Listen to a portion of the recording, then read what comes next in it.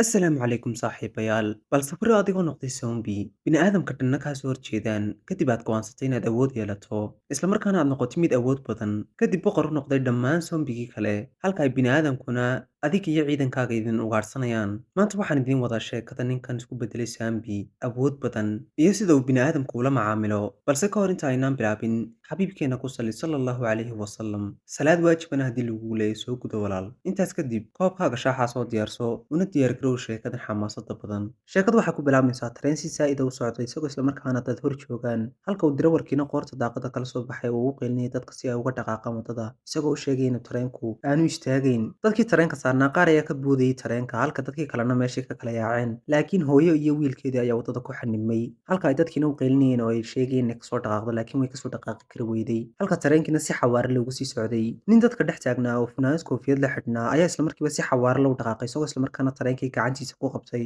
halka uu tareenkiina burburay. Hooyadii markay indhaha kala qaaday, waxay aragtay ninka hor taagan iyadoo isla markaana u mahadcelisay. Isna gacanta ayuu soo fidiyey, laakiin markii ay wejigiisii aragtay way qaylisay. Sheekadu waxay u soo wareegtay isagoo hurdada kasoo kacay. Magaciisu waa Sambi, da'diisa ma garanayo. Tan iyo markii uu Sambiga noqday, riyadiisu waxay ahayd inuu saaxiib la noqdo bini'aadamka.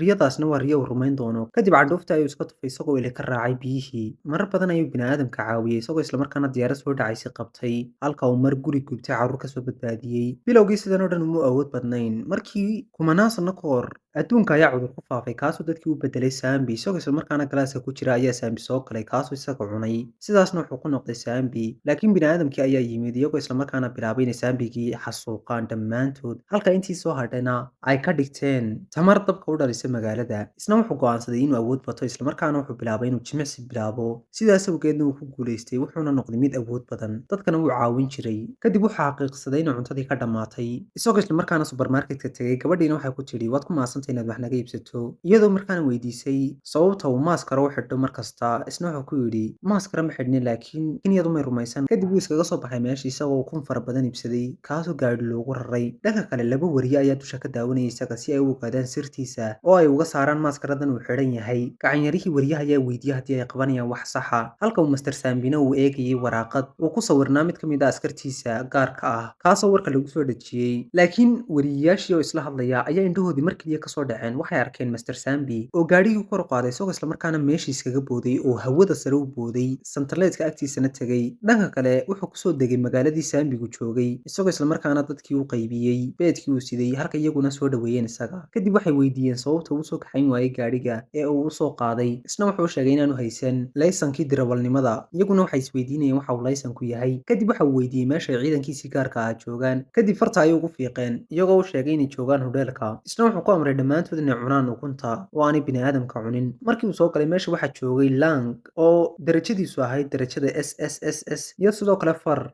Gan, Go, iyo Fermet, iyo sidoo kale Blackie oo ahaa hogaamiyaha ciidankan. Dhammaan darajadoodu waxay ahayd SSS oo aad ay u awood badnaayeen. Markii uu soo galay way soo dhaweeyeen, isla markaana wuxuu waraaqadii siiyey Gow, isagoo sheegay inay bini'aadamku raadinayaan isaga. Isaguna wuxuu sheegay inuu aad uga xun yahay maadaama uuna awooddiisa kantarooli karin. Dhowr bini'aadam ayuu googooyey, sababta awgeedna waraaqada waa loogu sawiray isaga. Kadib wuxuu fadhiistay kursigii, isagoo Blackie sheegay inay ciidankoodii sii tiro badanayaan marba mar ka dambaysa, laakiin bini'aadamka aanay ka dhuuman karin. Halka Fermitna uu ku qeyliyey inuu isaga ku fasaxo bini'aadamka uu jarjari doono, uu mishaartiisa ku jarjari doono. Laakiin Master Sambi wuu joojiyey, isagoo ku yidhi ma ogid dhibaatada ay bini'aadamku leeyihiin. Kadib cod ayay malqeen oo ka malqeen magaalada dusheeda. Magaalada dusheeda waxaa joogay diyaarad nooca dagaalka. Commanderkii ciidankan ayaa eegaysay muraayadda, iyadoo isla markaana gacanyarayaasheeda u sheegayeen inay wax walba diyaar yihiin oo ay nuclearkii diyaariyeen. Kadib Master Sambi ayaa kor u eegay, isagoo isla markaana neef aad u weyn soo daayay oo caajis dareemaya, halka uu commanderkiina sheegay inay neceb tahay dhammaan Sambiga oo ay duli doonto dhammaantood. Kadib Fermit ayaa sheegay inay bini'aadamkii meesha yimaadeen oo isaga u diro si uu usoo mariyo dhammaantood, laakiin Master Sambi ayaa joojiyey oo ku yidhi joog, adigu awooddaada ma xakameyn kartide. Isagaana isla markaa dhankooda u soo baxay. Commanderkii waxaa loo sheegay inay dhammaan ciidanku diyaar yihiin, kuwii dhulku xitaa ay meesha soo gaadheen oo ay soo diyaar garoobeen. Albaabka diyaaraddana waxaa saarnaa marshal ka socda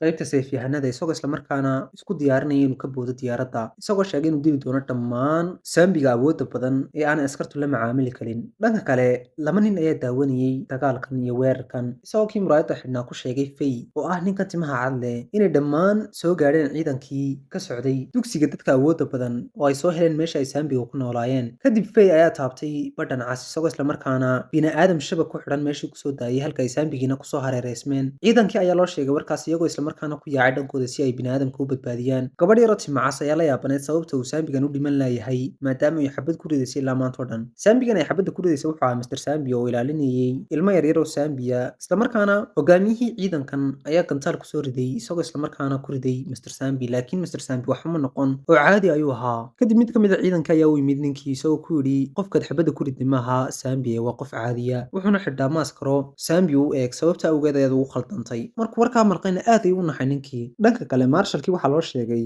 inuu soo baxay Sambi awood badan isagoo islamarkaana diyaaraddii kasoo booday. Dhanka kale Fay iyo shaqaalihiisii waxay ogaadeen in la badbaadiyey dhammaan bini'aadamkii ay meesha ku xidheen, isagoo Fayna u sheegay inay howlgalka sii wadaan oo ay kiciyaan suntii ay dhex geliyeen Sambiga isagoo islamarkaana kiciyey. Kadib Sambigii wuxuu bilaabay inuu isku bedelo bahalo waaweyn oo awood badan, halka uu Mr. Sambina la yaabana waxa dhacaya. Marshallkiina weli cirka ayuu kasoo socday oo dhulka ayuu kusoo socday. Kadib waxaa loo sheegay ciidankiina meesha iskaga tagaan oo ay ka baxaan meesha maadaama Sambi awood badan soo baxay. Guddoomiyihiina wuxuu u cararay dhankii Mr. Sambi isagoo islamarkaana soo qaaday kadib gaadhiga kusoo dhex riday uuna sheegay inuu badbaadinayo isaga. Gaadhiga waxaa la saarnaa Dawn gabadha yar timaha cas iyadoo islamarkaana weydiisay haddii uu maaskara xidhan yahay, isna isagoo qoslaya ayuu ku yidhi haa maaskara ayaan xidhanaya oo yara baqanaya. Kadib Sambiga awoodda batay ayaa soo qabtay bas isagoo islamarkaana ciidankii kusoo tuuray, laakiin baskii waxaa kala gooyey Marshallkii oo dhulka soo gaadhay halka ay ciidankiina farxeen. Marshallkiina Sambiga ayuu hor istaagay isagoo ku yidhi waan ku dilaya. Dhanka kale kooxdii soo baxsatay ee meesha kasoo yaacday waxay soo gaadheen meel safe ah isagoo islamarkaana meeshii iskaga yimid halka ay gabadhii yareeda timaha casayd ee Dawn lagu magacaabayna ay aragtay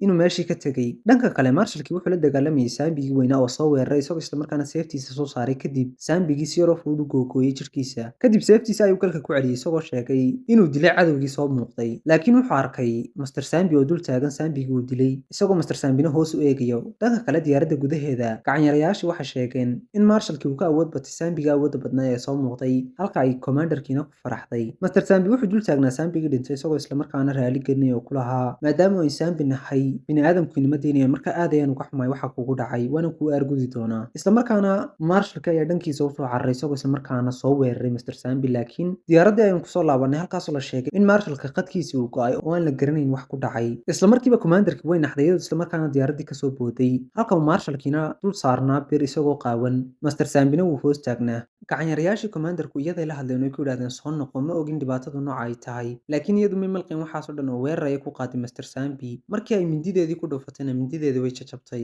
iyadoo islamarkaana yaabtay oo la yaabtay sida jidhka Sambigan uu u adag yahay. Kadib way ka booday meeshii iyadoo gacanyarayaasheediina u sheegayeen inay soo noqoto, iyadna waxa u sheegtay inay caadi tahay. Mr. Sambi ayaa hadlay soo yidhi waan idin raali geliyey daaya. Iyadna way yaabtay waxay ku tiri waad hadli kartaa miyaa, mabaan moodin inay Sambigu hadli karaan. Kadib mindi ayaa xaggeeda dambe ka soo saartay iyadoo islamarkaana soo weerartay isaga, laakiin isagu si yaro fudud ayuu ugu baneeyey weerarkeedii oo meeshii uu ka booday. Iyadna waxay burburinaysay meeshii oo dhan siday u weeraraysay isaga. Aad ayay u cadhootay oo ku qaylinaysa maxaad la boodboodaysaa bay ku lahayd istaag. Dhanka kale meeshii waxaa laga qaaday Marshallkii isagoo qaawan welina miir daboolsan. Gacanyarayaasheedina waxa u sheegeen commanderka inay meeshii ka kaxeeyeen dhammaan bini'aadamkii oo ay ka daadgureeyeen dadkii dhibaataysnaay oo dhan, laakiin iyadoo hadalkaas oo dhan may malqayn maadaama ay weli eryanayso Mr. Sambi halka uu isna ka ordayey. Way ku qaylisaa isagoo waxay ku tidhi maxaad u ordaysaa istaag, isna wuxuu ku yidhi haddaan istaago soo ima dilaysid. Islamarkaana awood lugaheeda ku jirta ayay soo saartay iyadoo islamarkaana dusha kaga timid Mr. Sambi oo dhulka ku riday, islamarkaana gebi ahaantiisiba kala goysay. Kadib dhulka ayuu madaxa ugu dhacay halka iyadna seefteedii xaraysatay iyadoo sheegtay inay dishay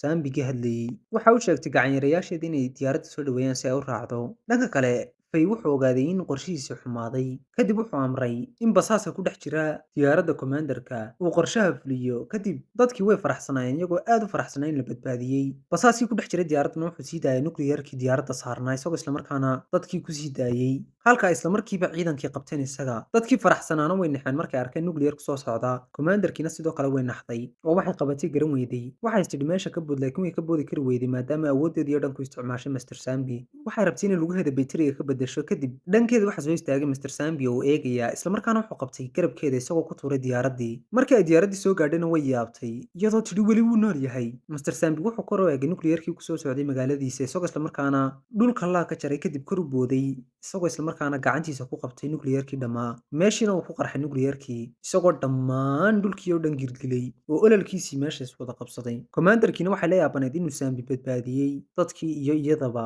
Mr. Sambina dhulka ayuu soo istaagay isagoo waxba noqon. Kaliya waxay wax soo gaadheen waxay ahaayeen dharkiisa oo googo'ay. Fayna markuu ogaaday inuu qorshihiisii xumaaday wuxuu go'aansaday inuu meesha iskaga tago.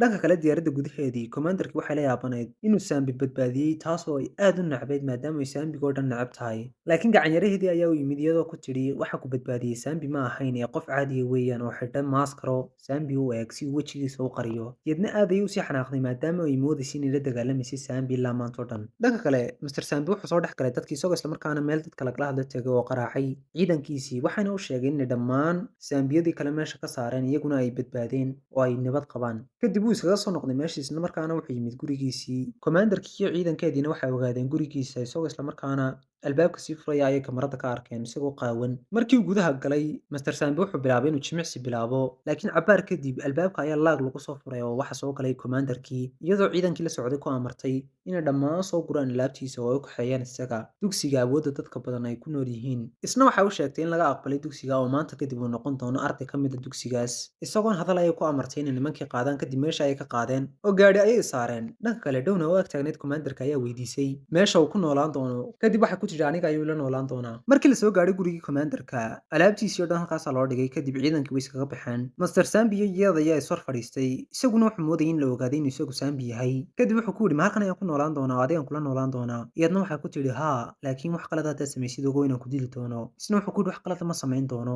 Hadalkeedii ayay sii wadatay iyadoo u sheegtay inuu ku noolaan doono oo uu geli doono qolka martida. Kadib Mr. Sambi ayaa hoos u hadlay isagoo isla markaana yidhi anigu run ahaantii ma ihi bini'aadam ee Sambi ayaan ahay laakiin iyadu may malqayn oo lugaheeda ayay ku mashquulsanayd iyadoo isla markaana lugihiis ka saartay. Kadib markuu lugaheeda go'aan arkay ayuu ku yidhi lugahagii maxaa ku dhacay isagoo qaylinaya. Iyadna waxay ku tidhi aniga iska gooyey. Markii aan yaraa Sambi ayaa gurigayga soo weeraray isagoo isla markaana lugahayga qaninay kadib cagaha ayaan iska jaray. Sababtaasina waa sababta aan Sambiga u necabahay oo Sambi oo dhan waan dili doonaa. Ayay si xanaaq leh u tidhi isla markaana isna uu iska aamusay markuu malqay hadalkeeda oo uu sheegay inuu Sambi yahay. Kadib waxa uu weydiiyey waxa uu dugsigan dadka awoodda badan ay dhigtaan uu yahay. Kadib waxa uu sheegtay in 1000 sano ka hor la sameeyay dugsigan markii uu Sambigii koobaad adduunka ka soo muuqday oo ay dadkii bini'aadamka ahaa sameeyeen si ay dadka ka dambeeya u noolaadaan iskuna difaacaan. Mr. Sambina wuxuu xaqiiqsaday in 1000 sano ka soo wareegtay tan iyo markii Sambigu ka soo muuqday adduunka. Taas micnaheeduna ay tahay inuu imika isagu jiro 1000 sano ka badan. Kadib waxa uu sheegtay inuu berri tago dugsiga oo imtixaanka galo isna wuxuu islaa baxso laakiin waxay ku tidhi haddii aad baxsatid ogow inaad cadow la noqon doonto dadka oo dhan oo lagu soo ugaarsan doono. Isla markaana magaceeda ayay u sheegtay oo waxay ku tidhi aniga magacaygu waa Violet.